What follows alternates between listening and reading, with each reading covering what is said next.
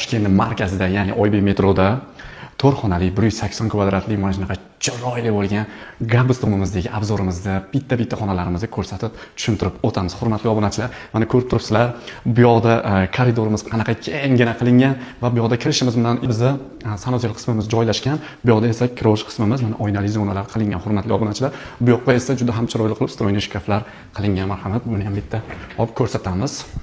Xo'p, bu gabus domimiz bo'ladi va bu yoqda zal qismimiz joylashgan. Bu yoqda miyaqki zonalarimizni ham qarang, miyaqkilarimiz mana bu yoqqa o'tiradigan stol stullarimiz.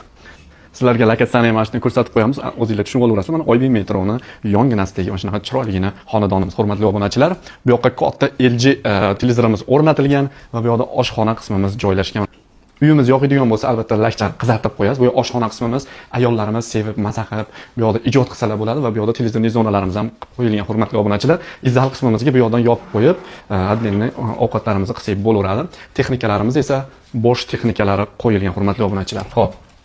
Endi nimalarni ko'rsatib o'tamiz, hurmatli obunachilar. Marhamat, bu yoqda kattalar spalniyasi qilingan. Ko'rib turganingizdek, o'zini balkonchiki ham bor. Bu yoqda esa 3 ta sanuzeldan iborat, hurmatli obunachilar. Mana bu yoqda o'zining sanuzeli ham mavjud. Xo'p, bu xonadonimizda bu yoqda garderob qismi ham bor, hurmatli obunachilar. Uyimizda remonti juda ham chiroyli remontlar qilingan. Bu yoqqa mana shkafchiklar qilingan, hurmatli obunachilar. Va balkon qismimiz ham bor, marhamat ko'rishingiz mumkin. Uyimiz umniy domlardan hisoblanadi.